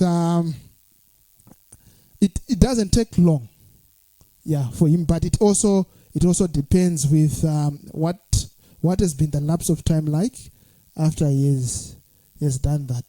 Yeah, it's possible to. For those that are advanced, they use these. They don't use the eyes and what they use the CPAP. Yes, they use the CPAP to resuscitate. Right, but the natural way to resuscitate is that eyes on the back of the neck, the forehead, and the heart area. Right. So get the person in here, 20 to 30 minutes. That's fine. Allow the person to drink water. Right. The water should be what? Warm, because we don't want to disturb the temperatures. Right. Yeah. But if the person complains, don't worry. It's not the laws of the meds and the patients. You can take them out if they want. So stop. It's not. I'm not feeling well. It's okay. You can discontinue the treatment. It's allowed, right? So we actually say it can take from 2 minutes to 30 minutes. You see the range. 2 minutes. We need to say. Someone may say, "I can't," but as they continue doing it, they can be faring up with it. But usually, a hot foot bath is not very aggressive as a hot tub bath. Yes, a hot foot bath is a bit on the milder. A hot tub bath, because the whole body now is immersed in what? It's not like the whole body per se, but the greater part of the body. So the temperature, the perspiring there is quite intense, right? So that's so in time, just talk to your patient nicely, ask him how's the water. If they say the water is okay, don't just end there, right? You ask, should I add more? If they say yes, then it means it's okay. If they say no, then it means it's too hot. So technically, you have to lower it. So when you want to add more water, you lift with one hand, you lift the person's legs. And with the other hand, you pour in the water. Then you test it, right? So that you don't bend the Yes. Then you add in the water, so that you don't bend the person, right? The other way you can do it, you can put your hand in front of the feet. You pour in water with your hand. You'll be stirring the water. That if anything happens, it has to start with you. All right. So that's a principle of hydrotherapy, right? So this is a hot and cold, but you said there are many. For example, for diabetes, one of the simplest for diabetics, right? It's called it's a salt glow, where you just take your salt, you moisten it, you rub the body, the whole body, right? That is very powerful for diabetics, because most of the diabetics will not tolerate the heat because of, especially if there's that numbness that starts to happen. Right, so one of the best treatments, you can do a salt glow. Just moisten your salt with then you rub the body, right? Any kind of salt will do. Yeah. So you can rub the body. So there are quite many, and you see on that particular document, I've just picked the major ones that we, in the different conditions, that which can you use. Which one can you use? Which one can you use? Which one can you use? Which one can you use? Right. That's fine.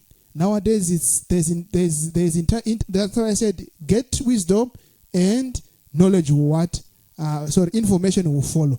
Because you have seen, okay, so a hot foot bath works for a headache. If you are not conversant with it, just check a video on YouTube. So how do I do a hot foot bath? You get it?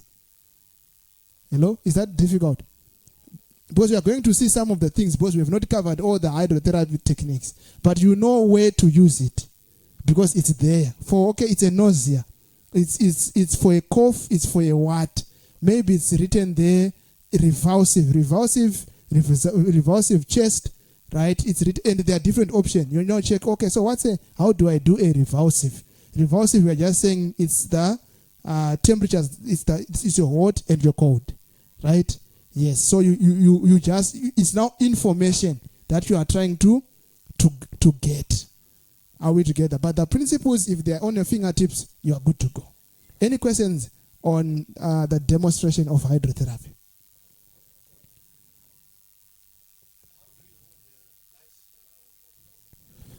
Okay, what you do is, all right, when you dip the towel into the water, you wring out. We don't want dripping water, right? It's just the coldness of the towel that we are just, so it's just like, you just put it like this, right, at the back. Usually we use the first towels because they are smaller, right? The first towels, you just put it here. You just fold it nicely, you put it here. It's not dripping. Whenever you use a cold thing, or whenever you are doing your treatments, or you apply heat or apply cold, when you are using the towels, the sheets, or the shirt, the wet sheet pack, the cold sheet pack, there is no dripping. You completely wring out the water. Your compresses, your heating compress, right? You know the heating compress for those that has got tonsils, sore throat, right? Make sure the water is not dripping. Because if that person catches a cold, I tell you, you have done more harm than good. Actually the condition is going to intensify. So you need to make sure you've wringed out the water. What we want there is, we call it, if it's a heat, we want it almost like dry, moist heat. We don't want the water. We want the heat, but that heat is moist. Are you getting it? Okay, so that's the principle. That's why we have got packs. The packs, actually, you can have the packs. Sometimes you can get them. They won't be that much. They can save your life, but your towel is powerful, right? You can here. You can just all right. If you fold it here, it will just be like this. That's why I said you don't want the bigger ones. You just put it like this. No, they don't have to tilt. Okay, it will be here. The moment that is there, the cold is in contact with the body, then there's no what, there's constant regularization of the temperature. So that this part that is in the sheet is the one that is warmed up and the temperature is equalized. Are we together? Okay. All right, thank you for that. You can take your seat, but for the patient, you help him out. He may fall, right? Because of the redistribution of the blood. And you, after the treatment, let the person go and rest. So the treatment continues for the next 30 minutes. So when he's in the blankets, he sweats. So when we say for him, after he has been in the treatments, when you end, you pour cold water onto the feet. Because they were in what? Immersed in hot water. So the pores are open. So you want to close the what? The pores. Then you allow him to go and rest and cover him. He continues to sweat. So the treatment continues whilst he is resting. So he can only start to do things only after 30 minutes. Are we together? So when you time it, you also include that time for resting. Any questions, comments on this one? I think my time, how is it? Timekeeper? She's now in America. Okay. Oh, a minute passed. All right, but let's quickly just do this in few minutes. I sent you the notes for massage. Those ones are very clear, right? So I want to demonstrate how we do it. Let's pay 2-2. We wanted someone to sleep here, but we can find time to do so. But for now, let's grasp with the 5 principles of massage, hands-on. Let's pay males to males, females to females. Just quickly. I'll show you these techniques. Then we are done. That maybe we can talk about the theory part of it a bit later. So I want you to get these so that you can be practicing them to your friends before you leave here. I want to hear that people have been massaged. All right. So the Swedish massage is 5 principles. The Swedish massage is 5 principles. Are we together? All right. So the first one is called the effleurage. I want you to have your partner. I want someone here. I think someone here. So because our chairs have got of this shape, we are going to manipulate them. So I want you to sit your legs this way. So let's take our partners. Yes, we sit that way. Let's pair up females to females, males to males.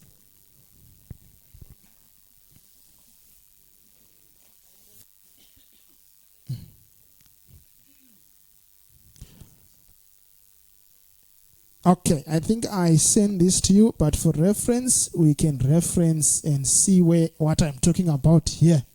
All right, so the first move is an effleurage. So when they are going to do a back massage, a leg massage, a neck massage, a hand massage, you are circling around these 5 principles. Are we together? For some, you are going to use 2. For some, you are going to use 1. For some, you are going to use 3. That is going to be varying. But the most important thing is you are going to be repeating this. So the first one is called an effleurage. Effleurage, you make your hands to form an L. Right? You see? So this is a gliding movement. Gliding, you means you are what? It's almost like you are sliding, right? But it's not sliding per se. You want to feel the back of the person or the part you are massaging. That's the movement we use when you want to oil the back of the person or the area that you are dealing with, right? And that's what you use to change from one technique to the other. So an F larynge, your hands you form an L, right? So you are gliding. It's either you can be at maybe here, maybe it's on a massage bed. You can be at the front or on the side, right? But what we want there is for you to glide. Are we together? So how are we going to do it?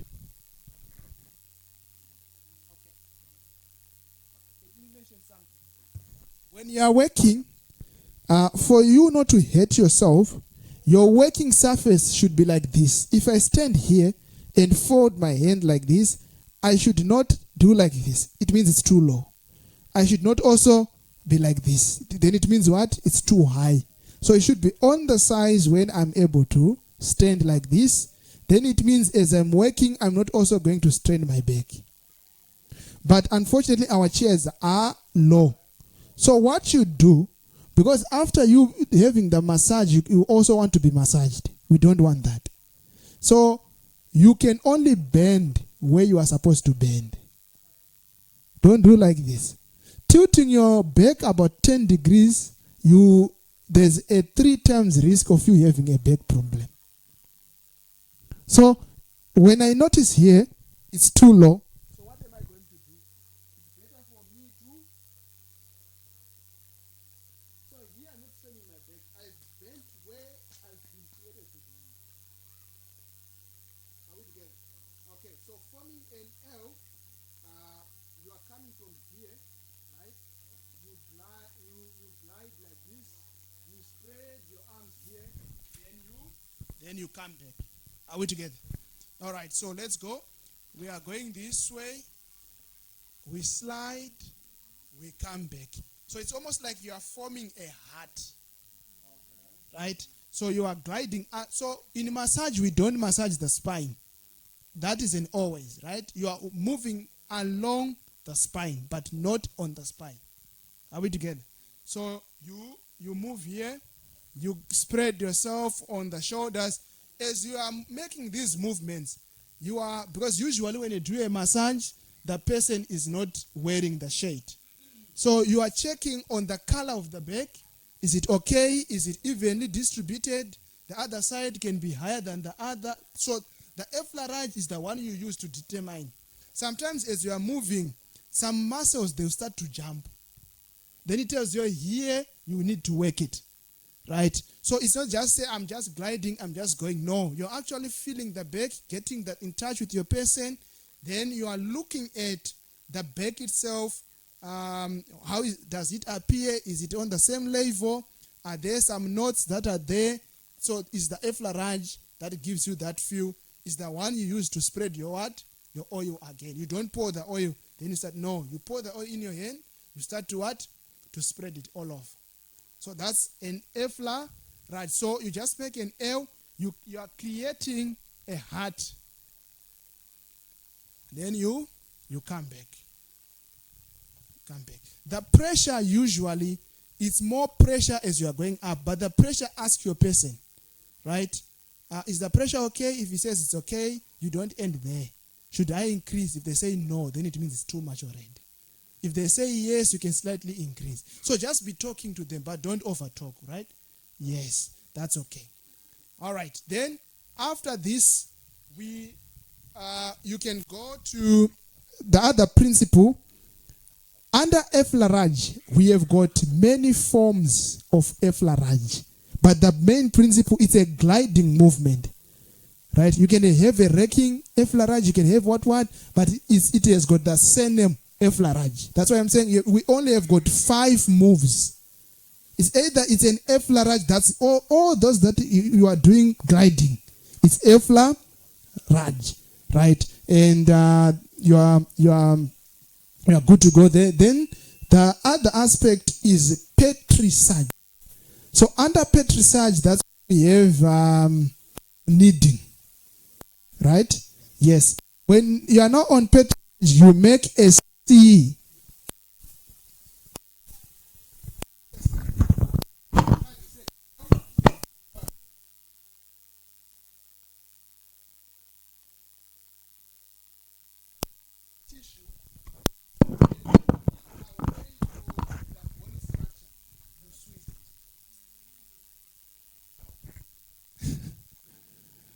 So you are picking a tissue, right? You are moving it from the bone structure, then you squeeze it. You squeeze it, right? So it's there is the shoulder. I'm going to pick. Okay, so he has to relax. He's a bit tensy, so he has to relax. So I'll pick a tissue. I'll move it away from the bone structure, then I'll squeeze it. All right. So we are okay. So here I'm going to demonstrate on the shoulder, right? So it's just like this. All right.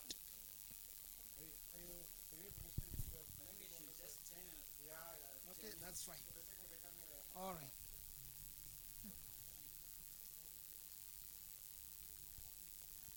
So like what we do for bread, right? So you are picking it up, you are moving it away from the bone, then you are squeezing. Are we together?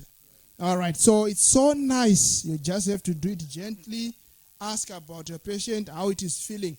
When we're doing the FLRH, the point I wanted to mention was you have more pressure when going up because massage is directed to the heart.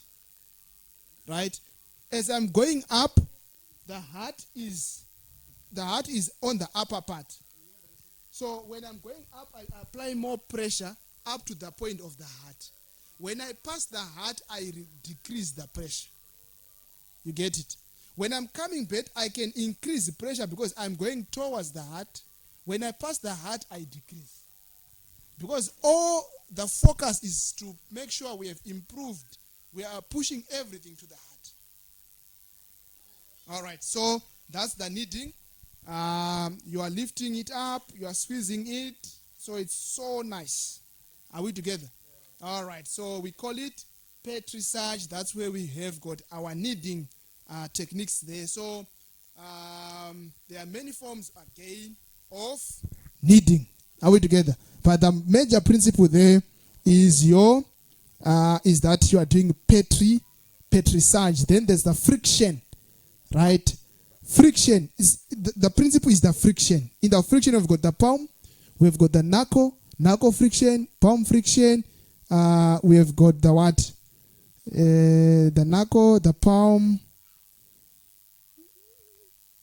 the palm, the thumb friction. Yes, there was the thumb friction. There are quite many of the frictions. Cross fiber friction. There are quite many, but the principle is friction. When you are doing it on an exposed part, that's where you don't need oil. You have to reduce the oil because we want the friction part of it. Are we together? So the friction, for example, here, we have the palm. You are using your palm. So how are you doing it? You are going in circles. You are forming a circle here. You go to the side of the spine, right? I am doing this. That's a palm friction. If I'm using a knuckle, it's a knuckle friction. If it's a thumb, I'm using, for thumb now, I have to do them both. So my thumb is, I'm extending them up. All right. Right. So that's my thumb friction. Right. The palm friction, the knuckle friction. Right. So you're just going circle, but the friction we have to create that friction. The first one we're gliding. It was a gliding. The second one we're picking up a tissue, we're separating from the bone, we're squeezing it. Are we together? Here we are creating a friction. Or so it's any other way you can do it like this. You can do it with a palm. So there are different ways in which you have to do your friction. Are we together? So this one is a palm. So you can work one side, then you work the other side. Right? You can only do one side at a time. So that's a friction. Yes. No, you can do it on the body, but the way, because we are doing it whilst he's sitting. Right? But if it was on a massage bed, I could have massaged. Okay. It's almost like he's back, it's easier for me when it's a petrissage to work the other side. Right? As I'm standing here, I can work the other side of the back. If I want to work this side, I have to go there. Yes, but you can do it on the entire back or even on the arm. Right? You can do, but it's easier when someone is sleeping on the bed. Yes. No, you can even start from here, but always you have more pressure when you are going towards the heart. So it means if I'm moving here, I'm putting more pressure. But when I pass through the heart, I decrease. But when I'm coming back, I have more pressure because I'm now going towards the heart. Are we together? So even if you are doing the arm, when you are moving up, you have more pressure. But when you come to the heart area, you decrease the pressure. You get it? When you are doing the leg, you are moving towards the heart. So if you are coming from there, going up, you have more pressure. That's the science. Whether you're massaging the arm, you're massaging the hand. So basically, they follow the same principle. Where you have a difference in the moves is the stomach. So for the stomach, you need to know, or the intestine, how does it move? Right? All other parts are the same, but for the stomach, it takes a different trajectory. You need to know how it moves. Especially here, we have an ascending colon that is going up. We have a transverse that is transversing, moving across. We have the descending colon. So whenever you are massaging the stomach, it's from the right to the left. If I do the opposite, it means I'm actually working against the body. Remember, we are assisting nature to help to expel. So we should not go against. So you are working from going to the, that's okay. All right, then number 4, we have got the palm. We have got, it's not the palm friction. The principle is the friction. Are we together? But here we're demonstrating using the palm. But so we have the effleurage, petrissage, and what? Friction. The next we call them tapotments or percussions. Are we together? Tapotments or percussions. These you can do them in many forms, right? You can put your hands this way. Let's lift our hands. Okay, let's lift our hands like this. All right. So, okay, so if you can lift our hands like this, then we make them loose, right? Then we go this way at the back. All right, let's do it. All right, so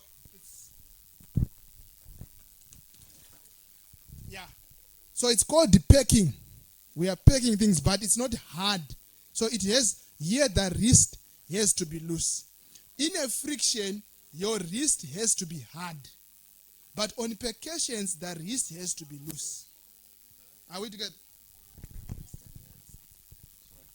Let's go. These are tapotments. But for the tapotments, you have to be careful on the kidneys. But the tapotments themselves, they help the internal organs. Yes. Even when sometimes a person is having some chest problems, we also have some of the nerves extending to the back. So you can massage the back to relieve the chest. Are we together? Okay. Then when you see a node that is a knot or a muscle that is jumpy, work that area. But you just leave a gap a bit, then you work it towards that till you actually relieve it. So there are muscles that can be jumpy, bumpy. Our idea here is to make sure that they are relaxed. Are we together? Yeah, so it's not just, I've just done it, I'm done. No. But this is a 5-minute chair massage that you can do while putting on clothes. That's why we've just demonstrated with it. Right? So the tapotments, you're packing, you're capping. You make your hands like cups.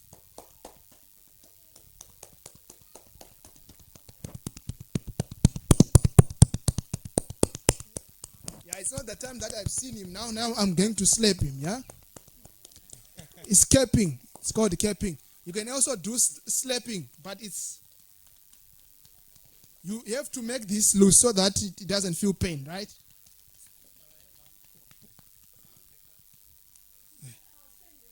The slapping, it's let it loose. Just make them loose, right? So these are tapotments, percussions. You can do a capping. But make sure your hands are loose. So it's in the percussion or tapotments. So we have a whole range of tapotments, but it's falling under tapotments. Are we together? Then the last one is called vibration. So the last one is vibration. But generally, the four that I've given you are the major. The fifth one they can put or not put. Sometimes vibration is put under friction. Right? Yes. So vibration, you can do a nerve vibration. When you want to leave the person, just do a spider walk. Right? Or you can just be vibrating on or what we call intercostal racking. Right? Where you look at but this one is when the person is lying on the bed. Right? You do intercostal, you look at the ribs, you locate them, you put your finger should come through that, then you'll be racking. That's right, as you're going. So you're actually massaging the tissues that are within the rib cage. Right? But also, remember I said this is just a synonym. You can also do intercostal effleurage. Right? So you are going, remember we said effleurage is gliding. You are just gliding. But when it's a friction or a vibration, you see the difference. But so even if with your fingers you can still do effleurage, you can also do what? Vibrations or this different. So this is called intercostal racking that you'll be doing. So when you see the challenge, that's where you work the most. Then sometimes, especially when it's the back, you have to work the scapulars, right? These ones, especially people as they are lifting, right? They start to complain with these issues. So you have to work it. Let me just show you something here. If you lift his hand, right? You see there's a rod that is created here. Yeah. So you have to work it. So especially if he's lying, you actually have got more access to it. You have to make sure you have released the tension along this area. Right? So you can release the tension that is along this area. Then sometimes people have got headaches. You can do the digital friction, right? Sometimes there's headaches. You can do a digital friction here, where you have got your thumb and this second it's called what? It's the second finger. That's the index and the middle. All right. So the index and the middle finger. The thumb is on the other side. These ones are on the other side. Right? So you'll be going this way, circular. Right? Going up. That's called a digital or occipital friction. Right? So sometimes after you're done, the person is already gone. Right? In terms of sleeping, resting, relaxing. It's gone. Okay. So after you have done that, you can do a spider walk as you are leaving your patient. You just like you are sweeping gently, gently, gently, gently. With your two hands, just a fiber friction. So the moves are the same. It just depends which part you are working. Right? You'll be working, you can do your knuckles as you are working the hand, the feet. It's so interesting and nice. All right, so that's basically on massage. More notes I've sent to you, where it works, how it works, contraindications, where you have to be careful, what are the cautions, the things that you need to do when you are doing massage. Any questions, comment. So these are the 5 moves: effleurage, petrissage, friction, tapotments, vibration. We are done with the Swedish massage. Just go perfect the technique. Yes.